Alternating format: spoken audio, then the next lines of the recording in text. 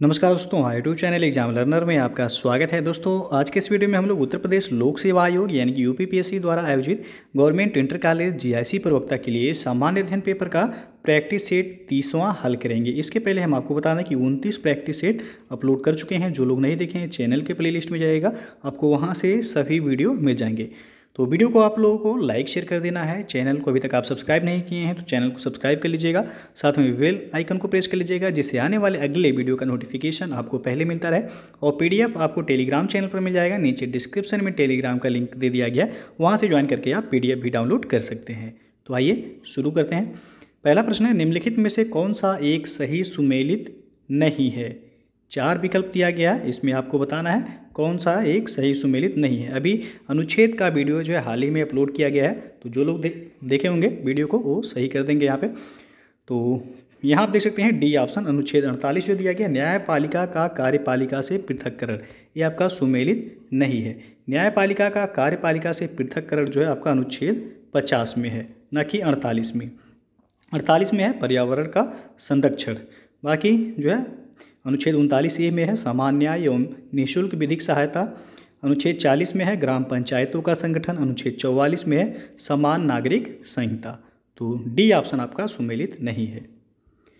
दूसरा प्रश्न है, मानव गरीबी सूचकांक HPI की अवधारणा मानव विकास रिपोर्ट 1997 में प्रस्तुत की गई, लेकिन मानव विकास रिपोर्ट ने इसे बहुआयामी गरीबी सूचकांक यानी कि MPI द्वारा निम्नलिखित में से किस वर्ष में प्रतिस्थापित कर दिया। तो ये 2010 में प्रतिस्थापित किया गया था। सी ऑप्शन सही हो जाएगा।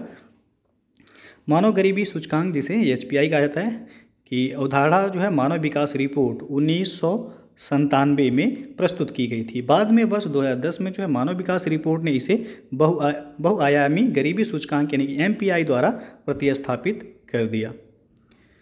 तीसरा प्रश्न है, लॉकडाउन के दौरान भारत सरकार के द्वारा प्रयुक्त असाधारण शक्तियों का विधिक आधार निम्नलिखित में से किन कानूनों से प्राप्त हुआ। तो पहला है मेंटल हेल्थ केयर एक्ट 2017, दूसरा है डिजास्टर मैनेजमेंट एक्ट 2005 और तीसरा है शत्रु संपत्ति या एनिमी प्रॉपर्टी एक्ट 1968। चौथा दिया गया एपिडेमिक डिजीजेज एक्ट 1897। तो नीचे दिए गए कोड से सही उत्तर का चयन कीजिए। तो यहाँ हम आपको बता दें कि दूसरा और चौथा जो है सही है। सी विकल्प यहाँ पे सही हो जाएगा। लॉकडाउन के दौरान भारत सरकार के द्वारा प्रयुक्त असाधारण शक्तियों का विधिक आधार जो है डिजास्टर मैनेजमेंट एक्ट 2005 तथा एपिडेमिक डिजीजेज एक्ट 1897 नामक कानूनों से प्राप्त हुआ। तो दूसरा और चौथा यहाँ सही हो जाएगा, सी विकल्प। चौथा प्रश्न है, सूची 1 को सूची 2 के साथ मिलान करना है। आप देख सकते हैं एक तरफ अनुच्छेद दिया गया है, दूसरी तरफ उनका प्रावधान दिया गया है।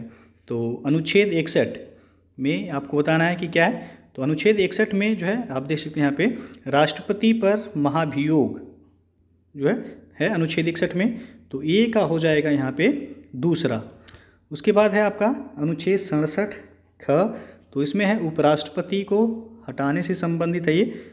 तो ए का जो है दूसरा है और बी का हो जाएगा यहाँ पे तीसरा। अनुच्छेद 94, अनुच्छेद 94 में है स्पीकर को हटाना, तो सी का हो जाएगा चौथा। और अनुच्छेद 90, अनुच्छेद 90 में है आपका राज्यसभा के उपसभापति को हटाना, तो डी का हो जाएगा यहाँ पे पहला आप देख सकते हैं यहाँ पे राज्यसभा के उपसभापति को हटाना।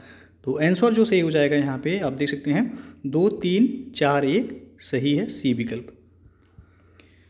पांचवा प्रश्न है, भारत की संविधान सभा ने निम्नलिखित में से किस तिथि को राष्ट्रीय ध्वज को अपनाया। तो 22 जुलाई 1947 को अपनाया गया था। सी ऑप्शन सही हो जाएगा यहाँ पे। और भारत की संविधान सभा ने जो है 22 जुलाई 1947 को राष्ट्रीय ध्वज को अपनाया।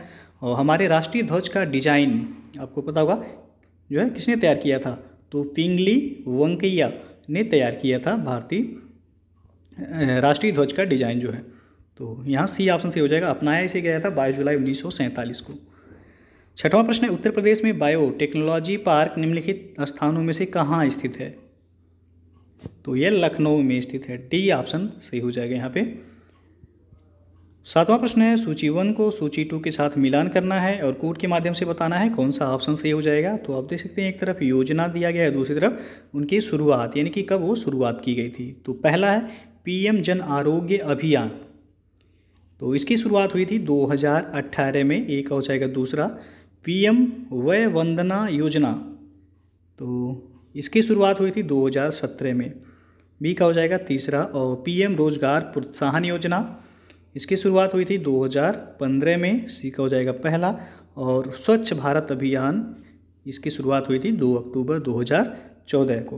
तो यहाँ पे जो है आपका डी का हो जाएगा चौथा। 2, 3, 1, 4 जिस ऑप्शन में होगा वह सही हो जाएगा। तो ए ऑप्शन सही है यहाँ पे। 8वां क्वेश्चन है, निम्नलिखित में से कौन सी एक प्राकृतिक रूप से वायुमंडल में पाई जाने वाली ग्रीन हाउस गैस नहीं है? तो यहाँ आपका ए ऑप्शन सही हो जाएगा, नाइट्रोजन ऑक्साइड। नाइट्रोजन ऑक्साइड प्राकृतिक रूप से वायुमंडल में पाई जाने वाली ग्रीन हाउस गैस नहीं है। इसके अतिरिक्त ओजोन हो गया आपका, उसके बाद मीथेन, कार्बन डाइऑक्साइड, और ये सभी जो है प्राकृतिक रूप से वायुमंडल में पाई जाने वाली ग्रीन हाउस गैसें हैं। 9वां क्वेश्चन है, निम्नलिखित में से कौन सा कथन खुदरा व्यापारियों या दुकानदारों और स्वरोजगार वाले व्यक्तियों के लिए राष्ट्रीय पेंशन योजना के बारे में सही नहीं है? तो पहला दिया गया है कि 18 से 40 वर्ष आयु वर्ग के लोग इसके पात्र हैं। बिल्कुल सही है। सरकार ने जो है व्यापारियों के महत्वपूर्ण योगदान को देखते हुए जो है व्यापारियों और स्वरोजगार में लगे व्यक्तियों के लिए राष्ट्रीय पेंशन योजना को मंजूरी दी है।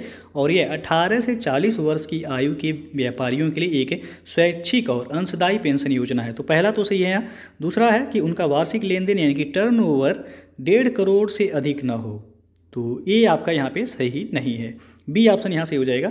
सी है कि राष्ट्रीय पेंशन योजना के सदस्य इसके पात्र हैं। बिल्कुल सही है। और इसके अंतर्गत जो है 3,000 रुपये का मासिक पेंशन वह दिया जाएगा जब उनकी आयु जो है लाभार्थी की 60 वर्ष होने पर न्यूनतम जो है 3,000 रुपये मासिक पेंशन देने का भी प्रावधान है। तो बाकी सभी सही ही हैं। यहाँ पे बी ऑप्शन आपका सही नहीं है। 10वां प्रश्न है, पारिस्थितिकी संक्रमण अवधारणा का सर्वप्रथम प्रयोग किया गया किसके द्वारा?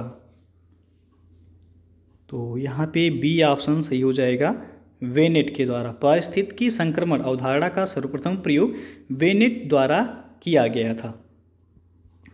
और 11वां क्वेश्चन है, निम्नलिखित घटनाओं पर विचार कीजिए और उन्हें कालक्रमानुसार व्यवस्थित कीजिए। पहला है नाबार्ड की स्थापना, दूसरा है स्वयं सहायता समूह का बैंक लिंकेज कार्यक्रम, तीसरा किसान क्रेडिट कार्ड योजना, और चौथा है क्षेत्रीय ग्रामीण बैंक की स्थापना। तो नीचे दिए गए कोड से सही उत्तर का चयन कीजिए। तो चलिए जो है देखते हैं नाबार्ड की स्थापना कब हुआ था। तो ये आपका 1982 में नाबार्ड की स्थापना की गई थी, 12 जुलाई 1982 को। और दूसरा है स्वयं सहायता समूह का बैंक लिंकेज कार्यक्रम, तो ये आपका 1992 में हुआ था। और तीसरा है किसान क्रेडिट कार्ड योजना। किसान क्रेडिट कार्ड योजना की शुरुआत हुई थी 1998 में। और क्षेत्रीय ग्रामीण बैंक की स्थापना जो हुई थी आपका 1975 में क्षेत्रीय ग्रामीण बैंक की स्थापना हुई थी। तो कालक्रमानुसार जो है व्यवस्थित करना है। तो सबसे पहले हो जाएगा आपका क्षेत्रीय ग्रामीण बैंक की स्थापना, यानी कि चौथा हो जाएगा सबसे पहले। उसके बाद आपका हो जाएगा 1982 नाबार्ड की स्थापना, 4-1। फिर हो जाएगा स्वयं सहायता समूह का बैंक लिंकेज कार्यक्रम यानी कि दूसरा, और लास्ट में हो जाएगा किसान क्रेडिट कार्ड योजना, 3। 4-1-2-3 यानी कि विकल्प ए यहाँ पे सही हो जाएगा। 12वां प्रश्न है, निम्नलिखित घटनाओं को कालानुक्रमिक क्रम में व्यवस्थित कीजिए तथा नीचे दिए गए कूट से सही उत्तर का चयन कीजिए। तो पहला है रियो पृथ्वी शिखर सम्मेलन, दूसरा है ब्रटलैंड आयोग रिपोर्ट का प्रकाशन, तीसरा है मॉन्ट्रियल प्रोटोकॉल का प्रवर्तन, और चौथा है the limit to growth report का प्रकाशन। तो सबसे पहले जो है देख लेते हैं, the limit to growth report का प्रकाशन जो हुआ था ये आपको 1972 में हुआ था, 1972 में हुआ था। उसके बाद जो है ब्रटलैंड रिपोर्ट आयोग का प्रकाशन हुआ था आपका 1987 में, 1987 में। फिर जो है आपका उसके बाद मॉन्ट्रियल प्रोटोकॉल, ये भी आपका 1987 में ही हुआ था, 1987 में। और फिर जो है रियो पृथ्वी सम्मेलन शिखर सम्मेलन, ये आपको पता होगा 1992 में। तो कालक्रमानुसार जो व्यवस्थित करना है यहाँ पे, सबसे पहले हो जाएगा the limit to growth report का प्रकाशन यानी कि चौथा, उसके बाद आपका हो जाएगा ब्रेटलैंड आयोग रिपोर्ट का प्रकाशन, फिर मॉन्ट्रियल प्रोटोकॉल का प्रवर्तन, उसके बाद जो है आपका रियो पृथ्वी शिखर सम्मेलन। तो यानी कि 4 2 3 1, 4 2 3 1 यानी कि विकल्प जो है बी यहाँ पे सही हो जाएगा। अगला क्वेश्चन देखते हैं, कौशल भारत अभियान के संदर्भ में निम्नलिखित में से कौन सा कथन सही है। पहला है, कौशल भारत अभियान की शुरुआत प्रधानमंत्री ने जुलाई 2015 में की थी। और दूसरा है, इस अभियान का मुख्य उद्देश्य भारत के युवाओं को सूचना तकनीक में प्रशिक्षित करना था। तो नीचे दिए गए कूट से सही उत्तर चुनिए।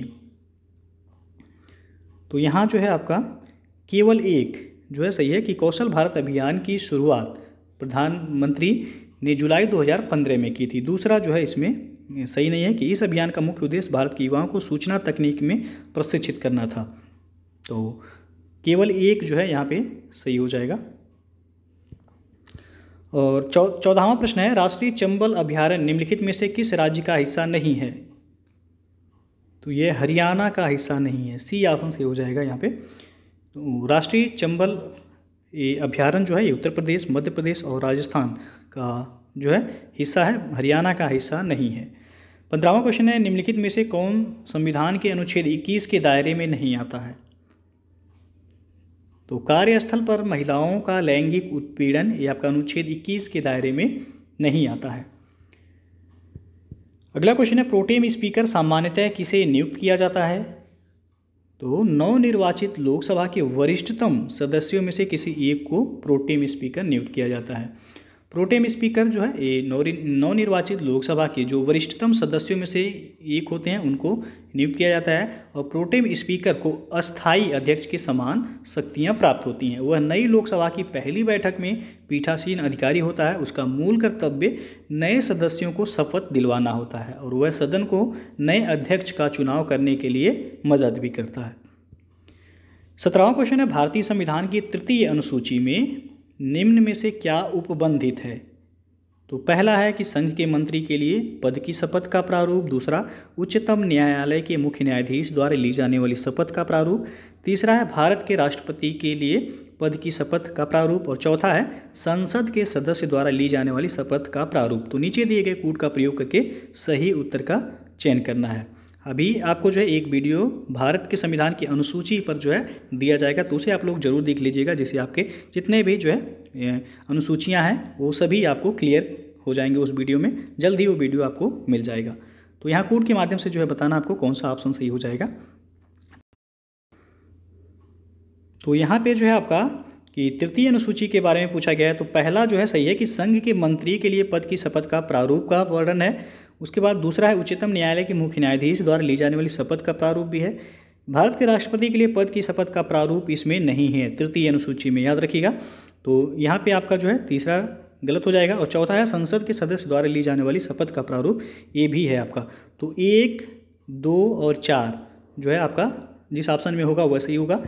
1 2 4 आप देख सकते हैं विकल्प सी यहाँ पे सही हो जाएगा। 18वां क्वेश्चन है, बुलक कैपिटलिस्ट यानी कि बैल पूंजीपति किसे कहा जाता है। तो यह कहा जाता है उन किसानों को जिनके पास कुछ साधन तो हैं पर धनाढ़ नहीं हैं, उन्हें जो है बुलक कैपिटलिस्ट यानी कि बैल पूंजीपति कहा जाता है। और 19वां क्वेश्चन है, जौनपुर राज्य का अंतिम शासक कौन था। तो वह था हुसैन शाह, बी ऑप्शन यहाँ पे सही हो जाएगा। हुसैन शाह सरकी ये जौनपुर राज्य का अंतिम शासक था। इसकी मृत्यु 1505 ईस्वी में हुई और इसकी मृत्यु के साथ ही जौनपुर राज्य को लोधी शासकों द्वारा दिल्ली सल्तनत के अधीन कर लिया गया था। 20वां क्वेश्चन है, निम्न विदेशी यात्रियों में से किसने जहांगीर के शासनकाल में भारत की यात्रा की थी। तो वह था फ्रांसिस्को पल्सर्ट, बी विकल्प यहाँ पे सही हो जाएगा। फ्रांसिस्को पल्सर्ट एक डच जो है अन्वेषक था यानी कि खोजकर्ता था जो जहांगीर के काल में आगरा में रहा था। उसने भारत उपमहाद्वीप के अनेक स्थानों की सामाजिक और आर्थिक परिस्थितियों का रोचक वर्णन किया है। उसका वर्णन एक प्रकार की जो है रिपोर्ट है वह। 21वां प्रश्न देखते हैं, निम्नलिखित में से कौन सा युग्म सुमेलित नहीं है। तो यहाँ पे आप देख सकते हैं डी विकल्प लॉर्ड कॉर्नवालिस दिया गया। तृतीय आंग्ल मराठा युद्ध, तृतीय आंग्ल मराठा युद्ध जो हुआ था 1817 ईस्वी से लेकर के 1818 ईस्वी तक लड़ा गया था। और यह युद्ध अंतिम रूप से लॉर्ड हेस्टिंग्स की भारत की गवर्नर जनरल बनने के बाद लड़ा गया, न कि जो है लॉर्ड कॉर्नवालिस की। तो डी ऑप्शन यहाँ पे सुमेलित नहीं है। बाकी हेक्टर मुनरो बक्सर का युद्ध सही है, लॉर्ड हेस्टिंग्स आंग्ल नेपाल युद्ध, लॉर्ड वेलेजली चतुर्थ आंग्ल मैसूर युद्ध, ये सभी सुमेलित हैं। डी ऑप्शन सुमेलित नहीं है आपका। 22वां क्वेश्चन है, अकबर के शासनकाल में दक्कन में निम्न पद्धतियों में से कौन सा भू राजस्व वसूली का प्रचलित आधार था? तो वह था जब्त प्रणाली। सी ऑप्शन सही हो जाएगा यहाँ पे। जब्त प्रणाली मुगल साम्राज्य में बादशाह अकबर के शासनकाल में राजा टोडरमल द्वारा स्थापित की गई भू राजस्व व्यवस्था की प्रणाली थी। 23वां क्वेश्चन है, 6ठी शताब्दी ईसा पूर्व का मत्स्य महाजनपद स्थित था? तो मत्स्य जो है ये राजस्थान में स्थित था। बी विकल्प सही हो जाएगा यहाँ पे। और 6ठी शताब्दी ईसा पूर्व का मत्स्य महाजनपद ये आधुनिक राजस्थान राज्य में स्थित था। राजस्थान में यह जनपद जयपुर के आसपास स्थित था और मत्स्य महाजनपद की राजधानी जो थी वह विराटनगर थी, विराटनगर। और पाली साहित्यों में मत्स्य महाजनपद को सूर्यसेन से संबंधित कहा गया है। और ईसा पूर्व 6ठी शताब्दी में 16 बड़े राज्य थे जिसे महाजनपद कहा जाता है। और बौद्ध ग्रंथ अंगुत्तर निकाय में 16 महाजनपदों की सूची मिलती है। तो प्रश्न ये बन जाता है कभी कभी कि महाजनपद की सूची जो है कहाँ से प्राप्त होती है, मिलती है? तो बौद्ध ग्रंथ अंगुत्तर निकाय से ये प्राप्त होती है। जो 16 महाजनपद हैं, कुरु है, पांचाल है, सूरसेन, वत्स, कौशल, मल्ल, काशी, अंग, मगध, वज्ज, चेदी, मत्स्य, अश्मक, अवंती, गंधार और कंबोज, ये टोटल जो है 16 महाजनपद हैं। 24वां प्रश्न है, निम्नलिखित में से किसे यूरोप की तेल राजधानी कहा जाता है? तो यह एवर्डीन। बी ऑप्शन से हो जाएगा यहाँ पे। यूरोप की तेल राजधानी एवर्डीन को कहा जाता है। 25वां प्रश्न है आपका, निम्न में से कौन सा पठार यानी कि बड़ा पठार है? तो 4 ऑप्शन है, इसमें आपको बताना है। तो सी ऑप्शन यहाँ से हो जाएगा। कोलोराडो का पठार ये चारों ऑप्शन में जो दिया गया इनमें सबसे बड़ा है और ये आपका न्यू मैक्सिको में स्थित है। और पामीर का पठार जो है ये सबसे बड़ा पठार है जिसे संसार के छत के नाम से भी जाना जाता है। 26वां प्रश्न है आपका, भारत का सर्वाधिक गहराई वाला बंदरगाह कौन सा है? तो यहाँ पे सी विकल्प से हो जाएगा, पारादीप। जो आपका 4 ऑप्शन दिया गया है, कांडला, कोचीन, पारादीप और मारमा गोवा, इनमें सर्वाधिक यानी कि गहराई वाला बंदरगाह जो है वह पारादीप है। पारादीप आपका उड़ीसा में है और यह भारत के पूर्वी समुद्री किनारे पर स्थित सबसे बड़े समुद्र तटों में से एक है। यह बंदरगाह एक कृत्रिम हार्बर पर बनाया गया है। पारादीप गहरे पानी वाला बंदरगाह है जो कि बंगाल की खाड़ी तथा महानदी के संगम पर यह स्थित है। तो यहाँ पे सी ऑप्शन जो है सही हो जाएगा। 27वां प्रश्न है, अधोलिखित में से कौन शीत महासागर धारा नहीं है? यानी कि ठंडी जलधारा कौन सा नहीं है? तो यहाँ पे देख सकते हैं आप डी ऑप्शन, अगुलहास। अगुलहास एक गर्म महासागरीय धारा है। यह दक्षिण पश्चिम हिंद महासागर में चलती है और यह अफ्रीका के पूर्वी तटों तक चलती है। बाकी सभी जो हैं कनारीज, हम्बोल्ट और ओयासियो, ये सभी ठंडी जलधाराएं हैं। अगुलहास जो है ये गर्म महासागरीय जलधारा है। 28वां प्रश्न है, हवा में तैरते हुए श्वसनीय सूक्ष्म कणों का आकार होता है? तो यहाँ पे डी ऑप्शन से हो जाएगा, 5 माइक्रोन से कम होता है। अगला जो प्रश्न है, सूची 1 को सूची 2 के साथ मिलान करना है। एक तरफ संस्थान दिया गया है, दूसरी तरफ शहर दिया गया है। तो पहला है वन अनुसंधान संस्थान, तो आप सबको पता होगा कि देहरादून में है ये का हो जाएगा। तीसरा भारतीय चारागाह एवं चारा अनुसंधान संस्थान, ये आपका झांसी में है, उत्तर प्रदेश झांसी, तो बी का हो जाएगा। चौथा और सी है केंद्रीय शुष्क क्षेत्र अनुसंधान संस्थान, जिसे काजरी भी कहा जाता है अंग्रेजी में, CAZRI, तो ये आपका जोधपुर में है, यानी कि सी का हो जाएगा पहला। और भारतीय कृषि अनुसंधान संस्थान ये आपका नई दिल्ली में है, तो डी का हो जाएगा यहाँ पे दूसरा। 3, 4, 1, 2, 3, 4, 1, 2 आप देख सकते हैं, विकल्प बी सही हो जाएगा। 30वां प्रश्न है, निम्नलिखित में से किस राज्य में जापानी इंसेफ्लाइटिस अनुसंधान केंद्र स्थापित किया जाने वाला है? या किया गया है। तो यहाँ पे बी ऑप्शन सही हो जाएगा आपका। उत्तर प्रदेश में गोरखपुर में हुए बीआरडी अस्पताल हादसे के बाद केंद्र ने 2004 में लंबित जापानी इंसेफेलाइटिस अनुसंधान केंद्र स्थापित करने के प्रस्ताव को पास कर दिया था और यह अनुसंधान केंद्र जो है उत्तर प्रदेश के गोरखपुर जिले में स्थापित किया गया। अगला क्वेश्चन है, अधोलिखित श्रृंखला में अगली संख्या कौन सी आएगी। ये रीजनिंग का प्रश्न है। आप देख सकते हैं यहाँ पे 5 के बाद 16 है, उसके बाद 51, उसके बाद 158। अगली संख्या क्या होगी? तो 5 के बाद 16 यानी कि 5 में 3 से गुणा हुआ है प्लस 1 ऐड हो गया है। 5 तियाँ 15, 1 16, 16 तियाँ 48, 3 51। तो 3 का गुणा प्लस 3 हो गया। फिर जो है 51 में आपको 3 से गुणा कर देना है, 5 ऐड कर देना है। तो 51 में 3 से आप गुणा करेंगे तो हो जाएगा आपका 153 और 5 ऐड करेंगे हो जाएगा 158। उस तरह 158 में आप 3 से गुणा करने हैं। आप एक क्रम देख रहे होंगे, 1 के बाद 3 जुड़ा है, 3 के बाद 5, 5 के बाद कितना जुड़ेगा? 7 जुड़ेगा। तो 158 में आप 3 से गुणा करेंगे तो हो जाएगा आपका 3 बटे 24 को 4 हासिल लगा 2, 3 पचे 15, 2 17 को 7 हासिल लगा 1 और 3 इकन्ने 3, 1 4, 474।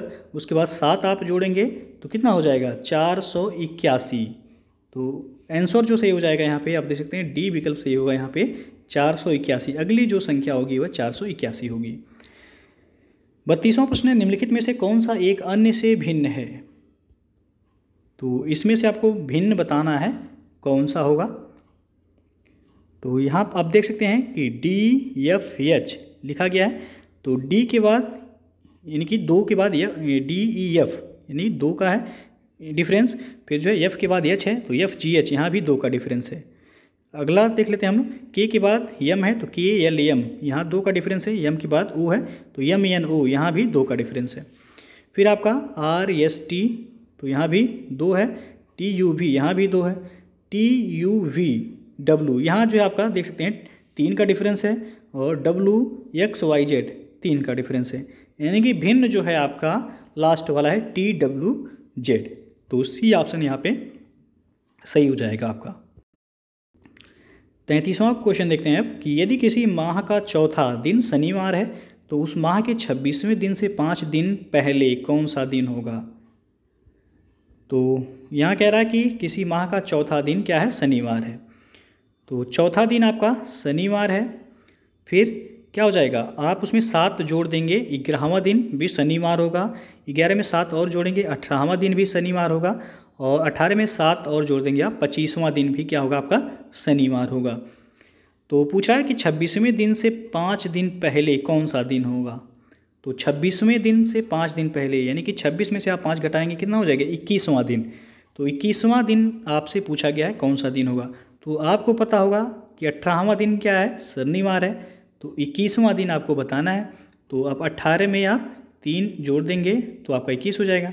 तो 18वां दिन शनिवार है तो शनिवार में 3 आप जोड़ दीजिए। तो रविवार, सोमवार और मंगलवार यानी कि 21वां दिन जो होगा वह मंगलवार होगा। बी ऑप्शन यहाँ सही हो जाएगा। 34वां प्रश्न है, कथन ए दिया गया सफलता के लिए शिक्षा अनिवार्य है। कारण आर है शिक्षा सफलता की कुंजी है। अधोलिखित कूट से सही उत्तर का चयन कीजिए। तो यहाँ पे आपका ए ऑप्शन सही हो जाएगा कि ए तथा आर दोनों सत्य हैं और आर ए की सही व्याख्या भी करता है। तो ए ऑप्शन सही हो जाएगा। 35वां प्रश्न है, जो संबंध 3 और 11 में है वही संबंध 7 और किस में होगा। तो आप देख सकते हैं कि 3 और 11 में संबंध दिया गया है। तो 3 का स्क्वायर हो जाएगा 9 प्लस 2 कितना हो जाएगा? 11। उस तरह 7 का स्क्वायर कितना हो जाएगा? 49 और 2 इसमें जोड़ेंगे कितना हो जाएगा? 51। तो डी ऑप्शन जो है यहाँ पे सही हो जाएगा। तो जिस प्रकार 3 और 11 में संबंध है उसी प्रकार 7 और 51 हो जाएगा, यानी कि डी ऑप्शन सही हो जाएगा यहाँ पे। तो दोस्तों जो है ये था आपका उत्तर प्रदेश लोक सेवा आयोग द्वारा आयोजित GIC प्रवक्ता के लिए सामान्य अध्ययन पेपर का ये 30वां प्रैक्टिस सेट। इसके पहले हम 29 प्रैक्टिस सेट हल करा चुके हैं। तो जो लोग नहीं देखे हैं चैनल के प्लेलिस्ट में जाइएगा, आपको वहाँ से सभी वीडियो मिल जाएंगे। तो वीडियो यदि पसंद आया हो तो लाइक शेयर कर दीजिएगा। चैनल को सब्सक्राइब नहीं किए हैं तो चैनल को सब्सक्राइब कर लीजिएगा, साथ में बेल आइकन को प्रेस जरूर कर लीजिएगा, जिससे आने वाले अगले वीडियो का नोटिफिकेशन आपको पहले मिलता रहे। PDF आपको टेलीग्राम चैनल पर मिल जाएगा। हालांकि कई जो है वीडियोज़ के PDF अभी आपको नहीं मिल पाए हैं, जल्दी कोशिश कर रहे हैं कि वो भी आपको मिल जाएंगे। तो वीडियो को पूरा देखने के लिए बहुत बहुत धन्यवाद।